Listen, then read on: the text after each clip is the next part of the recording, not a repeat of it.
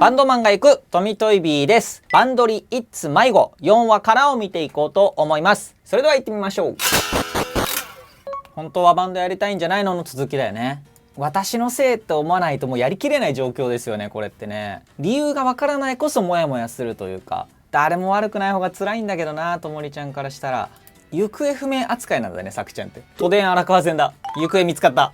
BGM がドラクエみたいなの流れてる。やっぱなんか理由ありそうだけどね、この感じ。モヤモヤしてるのがピアノの音に現れてる感じがするよね。なんか考え事しながら楽器触る時にその気分によってマイナーなコードだったりとか、気分いい時は軽いフレーズが手癖として出てきちゃうみたいなのは結構あるあるだなと思います。ストーカーそうよねです。月9ドラマのワンシーンみたいになってる。私に関わらないで。きついね。みんな集まったよ。でもやっぱ安野ちゃん優しいね。はい、話し合って。優しいんだか投げやりなんだか。やっぱそよさんが怖いんだよな。アノンちゃんが春日陰の歌超良かったじゃんって言って、タキちゃんが当たり前だからって言うんだけど、この時のタキちゃんとともりちゃんの反応が違くて、タキちゃんにとってはともりちゃんの歌がいいのが当たり前だっていう褒め言葉で言ってるんだけど、ともりちゃんからすると歌は良くて当たり前っていう、歌がいいことが前提なんだっていう風に捉えてるのがこの一瞬で見えますよね。タキちゃんは褒め言葉で言ってるんだけど、ともりちゃんはそれでちょっと傷ついちゃうみたいな、こういうちょっとしたすれ違いが多分たくさんあるんだなと思いますね。まっすぐに愛とか感情を伝えることができないタキちゃんと、全てをマイナスに捉えてしまうともりちゃんで、これはちょっとキャッチボールうまくいかないですよね。ほら聞かれてるよ。そんな中たった一人楽しそうなアノンちゃん。お、バンドやり直すんだ。私とともりちゃんとタキちゃんと一人足りなくなった一人足りないんですけど、このソヨさんのバンドやろうよっていうところは腕を組んでないから本心喋ってるみたいな感じなのかな。ソヨさん今えって言ったよね。やっぱソヨさんはアノンちゃんとやりたくないのかな。で一生って言葉が来るんだ。やっぱともりちゃんにとってこれすごい大事な言葉だったんだよね。平均寿命。でもこうやって一生バンドやるってことに対して平均寿命の話だったりとか、アノンちゃんだけがもしかしたらこの一生って言葉を本気で捉えてるっていう可能性もあるよね。もしかしたらカラオケの時の間も考えてる間だった可能性もあるよね。大丈夫だよ、無理しないでよ。確信犯だぞソヨさん。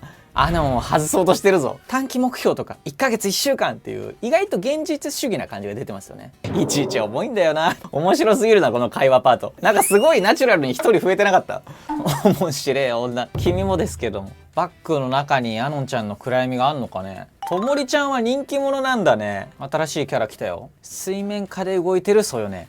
まだセンターは諦めてないんだね。ともりかわいいよ。もう何しても一番だよ。先入観、ボーカル真ん中なんて決まりないし。それは確かにそうだね。バンド名。アンノーン、アンノーンも強すぎる自己主張。でもバンヘイレンとかボンジョビとかこういうことだよね。リッキー、ウッキーみたいって煽ってるな。この喧嘩でもなんか演出上すごく必要な感じがして、お互いをどう呼び合うかってすごくバンドの中で大事だと思うんですけど、アノンちゃんがタキちゃんって呼ぶとかって想像できないじゃないですか。でもここでちょっとバカにしてるあだ名を作る。でタキちゃんはもうずっとお前としか言わないみたいな。仲良くないんだけどバンドを組むための設定としてなるほどって思いました。ともりちゃんが楽しそうなのがいいね。ともりちゃんにとってはアノンちゃんがねいてくれたからバンドまたやれるんだもんね。C コード C コードパパパパーン。何でも弾けるような何でも問わる。F コードの押さえ方と鳴り方完璧だなこれ。アンプに挿してるのにアンプつけてないところもいいし、 F コードを押さえる時ってこういうコードなんですけど、最初ってすごく難しいんですよ。12っていう順番になってて、慣れるとこうだけど慣れないうちは12、ギターを始めたばっかの時の F コードの押さえ方が完璧に捉えられてて面白いな。あと弦を押さえきれてないとこうパキパキパキって音が鳴っちゃうんですよ。その音も完璧ですよね。このアノンちゃんの頑張ってるんだけど完璧じゃないっていうのがねすごく現れてていいですね。こっちのアンプレイニーだね。イギリスの超有名アンプみたいな。スタジオとかライブハウスにある定番のジャズコーラスとかマーシャルっていうアンプじゃなくて、レイニーとスプロを選んでるところも絶対こだわりがあるんですよね。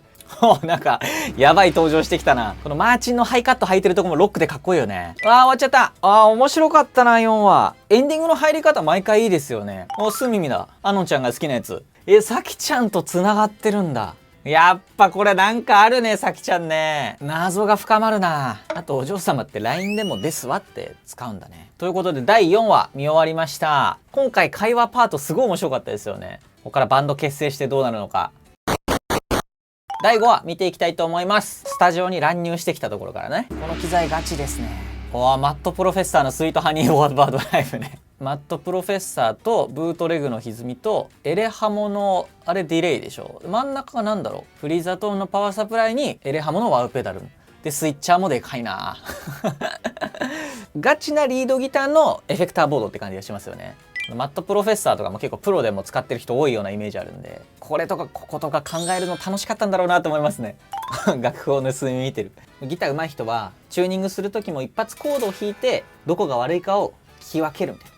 でしかもその後もチューナー使わず耳でチューニングしてるんで、この女の子相当やっぱやってますよね。おばあちゃんのギターなんだ。ヴィンテージですね。ギターって時が経てば経つほどいい音が鳴ったり価値が高まったりするんですよ。うわーすごいハードロック風のギターソロだけじゃなくてクリーントーンのアルペジオも、しかもこれ曲の楽譜見て弾けるっていうところが何でもできる系の天才ギタリストなのかな。でもこれギタリストのメンバーとしてはめちゃくちゃ嫌だな。自分は初心者なのにもう一人のメンバーがこんだけ上手いってめちゃくちゃきついだろうな。でも可愛いな。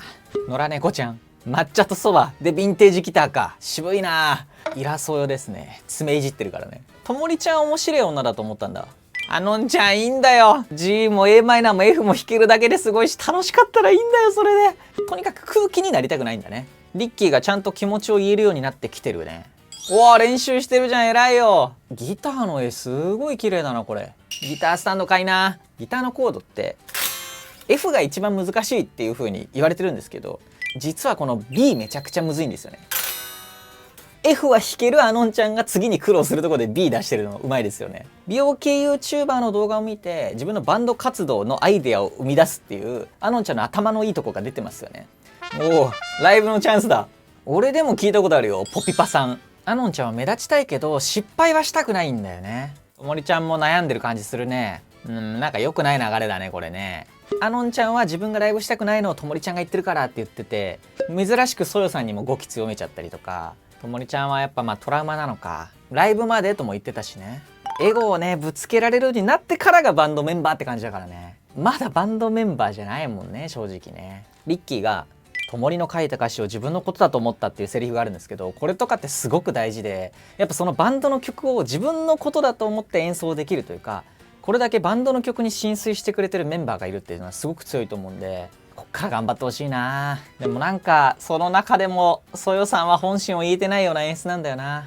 闇深いんだよな。話し合うんだね。なんかね今までとちょっと違ってガチの喧嘩というかガチのギスりなんだよねこの辺って。今までの表面的な喧嘩じゃなくて、もっとなんか根っこの人間性での喧嘩な感じがしてちょっと痛いですね心がね。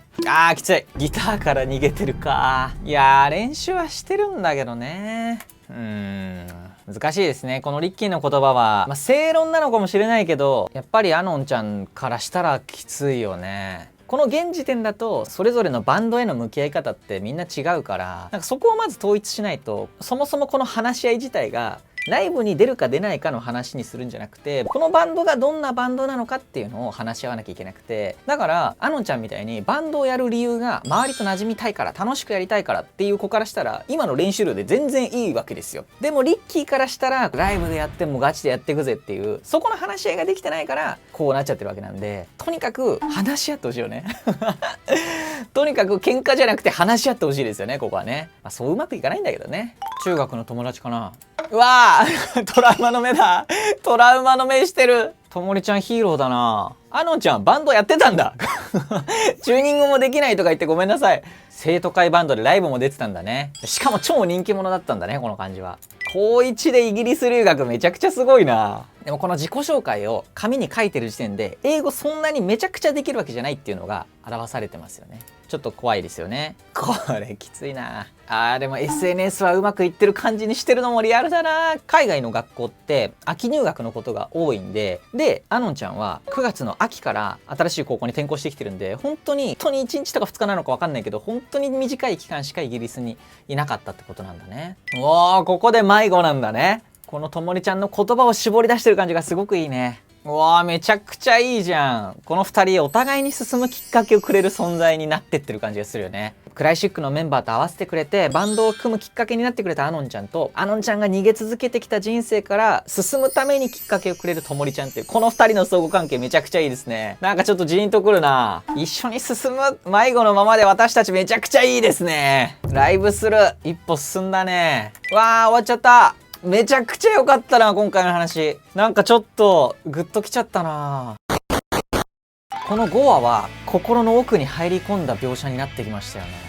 なんかここから本当の話が始まってきてる感じがワクワクするし、どんどん入り込んじゃってる自分がいますね。ここでバンド名迷子も出てきて、迷子っていうのすごくいいなと思ってて、迷子っていうのは止まってたらならないものなんですよ。何かに向かって進んだからこそ道が分かんなくなっちゃって迷子になっちゃうっていう、止まってたら迷子になることってないんで、頑張ってきたからこそなるというか、進もうとしたからこその迷子っていうのをテーマにしてる作品なんだと思うんで、すごく好きですね。続きどうなるのかめちゃくちゃ楽しみです。今回も最後までご覧いただきありがとうございました。感想などいただけたら嬉しいなと思います。あと僕もちょっと見逃してるところもきっとあると思うんで、ここが好きでしたとか、ここが良かったですよとかあったらぜひコメントで教えてください。それではバンドマンが行くトミトリビーでした。次回の動画でお会いしましょう。